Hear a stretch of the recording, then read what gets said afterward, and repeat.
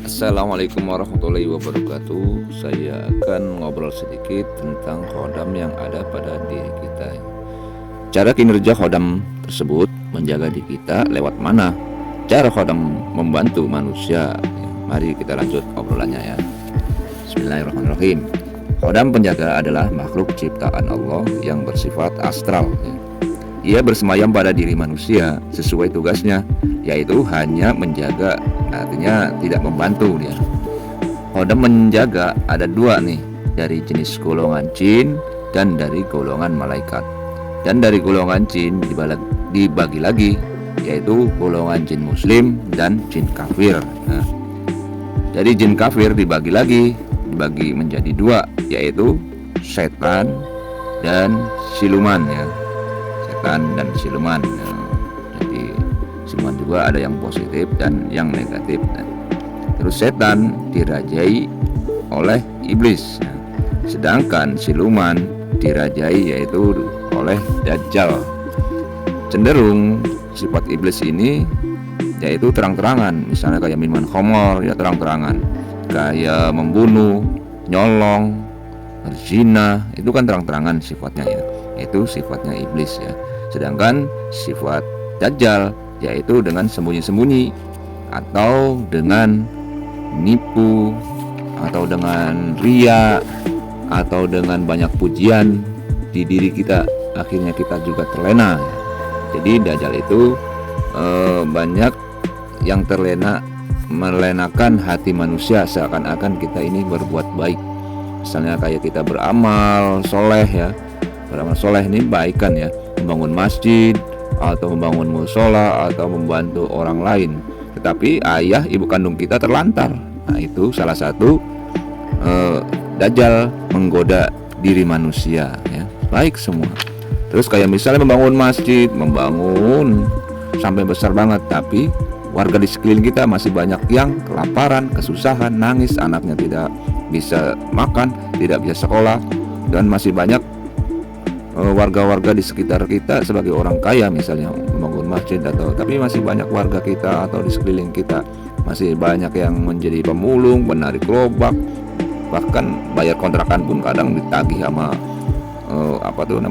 yang punya rumah sampai berbulan-bulan tidak bayar. Nah itu salah satu ujian diri kita oleh Dajjal ya, yang sifatnya lemah lembut ya, sifatnya banyak ujian dan seterusnya. Nah itu sifat Dajjal dan iblis ini memang sangat powernya sangat besar ya, dan sangat hebat tentunya.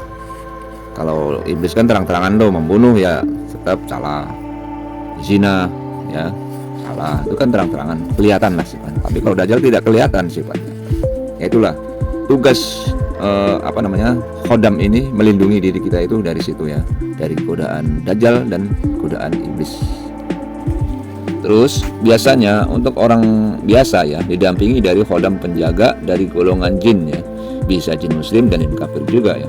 Orang yang cenderung didampingi khodam jin baik atau jin muslim ya, biasanya dia yang mempunyai titisan baik atau leluhurnya yang mempunyai kedekatan khusus pada Tuhan ya. Kinerja khodam pada manusia itu intinya seperti itu ya. Terus khodam penjaga ya, manusia dilahirkan dalam keadaan polos ya, dan masih suci tentunya. Khodam pendamping atau penjaga sudah menjaga bayi tersebut ya dari umur 4 bulan dalam kandungan ibunya. Jadi ketika dia masih sudah menjadi bayi, sudah terlahir di dunia, dia sudah dijaga oleh khodam tersebut ya.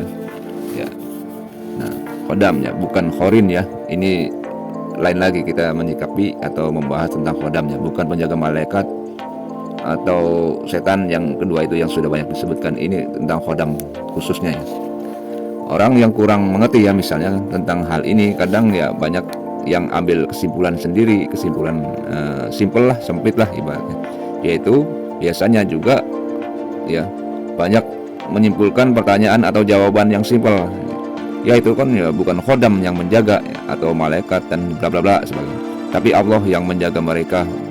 Ibaratnya Allah lah yang menjaga bayi itu, Allah menjaga anak itu dan seterusnya. Tapi kalau untuk ukuran ya, untuk ukuran pertanyaan atau jawaban begitu ya, yaitu ya anak kecil juga tahu ya kan, tanpa dibahas juga. Ini ciptaan Allah, ini ciptaan Allah, siapa yang menjaga kamu? Allah. Ya itu sih ya pertanyaan anak kecil juga ya, ibarat sudah tahu ya. Jadi inti sarinya tidak mengerti, ibaratnya begitulah. Memang betul Allah yang menjaga hakikat dari semua itu, ya kan. Hakikatnya Allah yang menjaga semua ini, ya kan. Akan tetapi Allah mempunyai syariat sendiri, yaitu melalui perantara ya dan sebagainya ya. Lalu kalau masih ngeyel misalnya ya, siapa ya yang menjaga motor kita? Coba jawab. Yang menjaga motor kita Allah apa kunci motor kita, ya kan? Nah gitu. Kalau yang menjaga kunci motor kita ya udah geletakin coba di tengah jalan, ada kunci ini kan, udah dikunci ini, takut hilang nggak? Kira-kira ya begitulah. Kalau nggak jangan dikunci deh, geletakin aja, kira-kira takut hilang nggak? Orang udah ada Allah kok yang menjaga, geletakin aja, kira-kira takut nggak? Nah kayak gitulah ini. Jadi butuh syariat ya. Jadi manusia ini harus berpikir, berakal luas ya. Jadi jangan sempit lah ya, pemikirannya ini harus luas dan meneliti apa dari sebab akibat itu, ibaratnya ya. Dan contoh yang lain misalnya kalau masih ngeyel juga di saat lagi sakit atau lainnya ya, misalnya ibu kita lagi sakit, kan sudah ada yang jaga nih Allah, ya udah tinggalin aja ayah dan ibu kamu untuk sehat, ya kan. Tinggal aja, udah ada Allah ini, nanti juga sembuh, atau nanti ada Allah, tinggalin aja udah. Nah untuk itu siapa yang mengilhamkan diri kita ini kasihan sama ibu dan bapak kita, yaitu ruh kita itu. Nah ya, perantara Allah itu, dari situ ruh kita itu yang menyebabkan kita ini kasihan dengan ayah atau ibu kita gitu.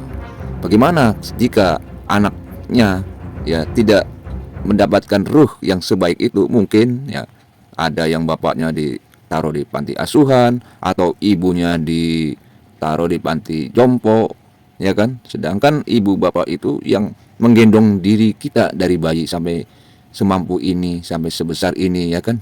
Nah kalau kita tidak mempunyai ruh ya, ruh kebaikan di dalam diri kita ini, yaitu berupa penjaga dari ruh kita ini, ya apalah jadinya nantinya. Nah itu yang tadi iblis dan Dajjal yang akan mempengaruhi ruh kita ini tidak berfungsi, dan ruh kita akan mati dibantai sama Dajjal dan iblis tersebut, sehingga mata batin kita juga akan mampuslah mati, ya kan. Nah disitulah kita dibutuhkan syariat ya, atau ikhtiar untuk menjaga ruh kita agar supaya tetap hidup, tidak dibunuh oleh Dajjal dan iblis, ya kan. Sedangkan power Dajjal dan iblis itu luar biasa ini kekuatannya ya. Jadi kita balik lagi ke pokok masalahnya. Kalau ini kita bahas mungkin tidak akan habis, ya kan, tidak akan habis, panjang tentunya. Lanjut ke pembahasannya ya. Lalu apa sih yang dijaga oleh khodam tersebut? Yang dijaga yaitu pertama diri, hati, dan jiwa. Yaitu penjaga diri, penjaga hati, dan penjaga jiwa. Itulah yang dijaga ya. Terus diri yaitu yang menyangkut dengan fisik ya. Terus hati yang menyangkut hati nurani ya. Jiwa atau penjaga jiwa yaitu hati nurani dan otak, yaitu disimpulkan yaitu jasmani dan rohani, dan jasmani. Terus apa yang dijaga oleh jasmani? Yaitu dijaga dari makanan yang baik dan tidak. Terus yang kedua, hati mengontrol makanan yang akan masuk ke dalam perut kita. Terus karena hati sifatnya metafisik yaitu roh, maka roh sifatnya gaib. Dari roh ini yang akan mendapatkan penjagaan dari khodam tersebut, yaitu melarang roh tersebut untuk makan yang tidak baik atau yang sudah dimandatkan haram oleh ruh juga tentunya. Siapa dia? Yaitu Ruhil Kudus atau Jibril, yang pada masa itu menyampaikan ke Nabi Muhammad dan nabi-nabi sebelumnya ya. Sedangkan nasihat untuk kita walaupun baik, yaitu sifatnya bukan Jibril, ruhnya bukan Jibril, melainkan yaitu yang tadi, yaitu khodam, pendamping ya, atau malaikat lah ibaratnya, dan sebagainya lah.